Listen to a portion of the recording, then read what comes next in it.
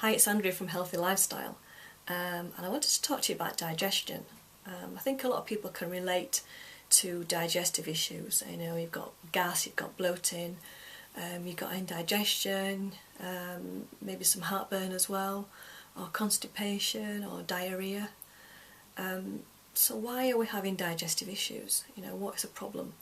Well, it could be because you have lots of stress in your life, you're having too much alcohol, too much wheat every day, too many processed foods, you're not sleeping properly, you've got diarrhea, you've got constipation. Because of all these things, you're not eating properly, you're not eating enough fruit and vegetables. So our lifestyle and our diet can cause big problems with our digestion, which can result in all the signs like gas, bloating, and all those things. So how can we improve on our digestion? What's happening inside our digestion? Why is all this going on? So we want to think of our digestion as a happy party, and in there we have good bacteria and bad bacteria. And when the party's great and everything's going well, our good bacteria is digesting food properly, and also we have the microvilli in our small intestines that are responsible for absorbing our food and nutrients into our bloodstream to nourish our bodies. That's all working fine. The microvilli, they're nicely tight together and they're not damaged, so everything's working well. And then, you know, our lifestyle and diet can cause this to start going wrong. We can start, in our gut, the bad bacteria can start multiplying more, so the good bacteria is just dying away, it can't cope. So, and then we start experiencing more and more digestive issues, and then the microvilli in our small intestine can start breaking down, because the bad bacteria is in our gut is giving off toxins and gas, and that's making the enzymes to break down and causing the wall to break down, which could let particles into your bloodstream. And that can cause inflammation and pain, and over time it can cause an autoimmune response, autoimmune diseases in our bodies. So we want to make sure that we identify that we have digestive issues, and we might have leaky gut, which is intestinal permeability. That's when your microvilli breaks down and you start letting food particles through into your bloodstream, because the mucosa of your intestinal is breaking down, and so we need to strengthen that back up again and heal it. So also you could be eating foods that you're intolerant to and you're not aware of it. So if you're eating too much wheat or gluten and you don't digest it very well, all that food's just going to sit in your small intestine and ferment, and the bad bacteria is feeding off this, and it's multiplying, and it's getting worse and worse over time. So over a couple of years, this bad bacteria is causing lots of problems.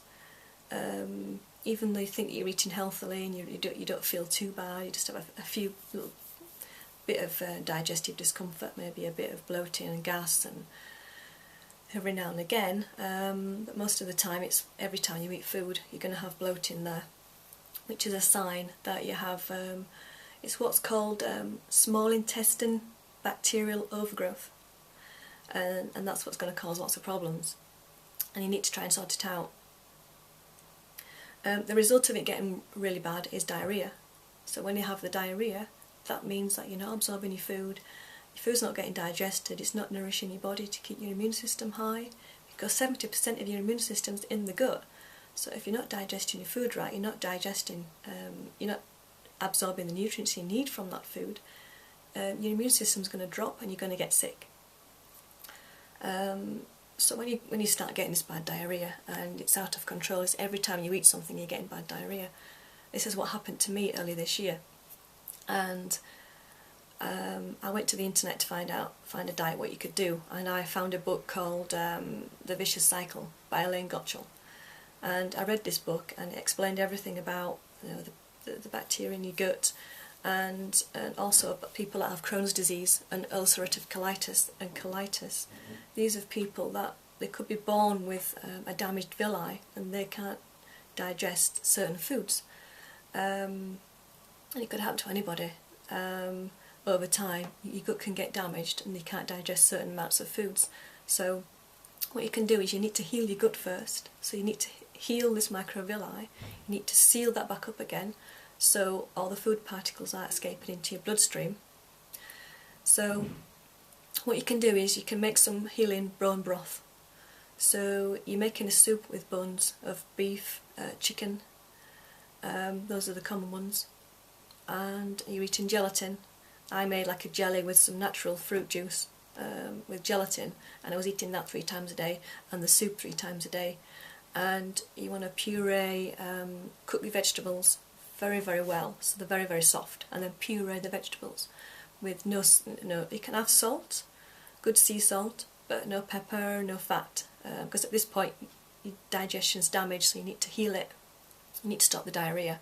So 3 days on this diet of the bone broth and the gelatin and some pureed vegetables. After 3 days my symptoms had gone, just about cleared up, so my diarrhoea had gone down from like 8 to 10 times a day to 2 or 3 times a day, which was more manageable. And then after you've healed your body, after the diarrhoea slows down, then you could start introducing more foods again, but you want to make sure that the vegetables are still in pureed form. It's still easy to digest until the diarrhoea stops, and you still start to get hard again, which happened to me about 2 weeks. After about 2 weeks of eating the pureed vegetables and just lean meats like chicken and pork, I started feeling a lot better and my stools were forming hard again.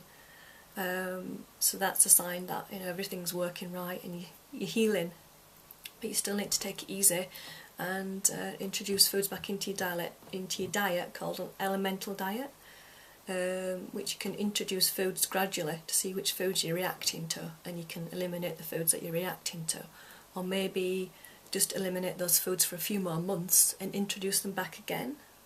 So something that might not sit well with you, just as you're healing your gut, you might be able to tolerate it after a few more months as your gut's healed more, because it will take time to heal after it's been damaged so much over so many years. So you need to be patient there. Another thing that you could do if you wanted to take a food intolerance test, that will also tell you the foods that you're eating you're intolerant to, and you need to stop eating those foods so you can digest your food much better that way.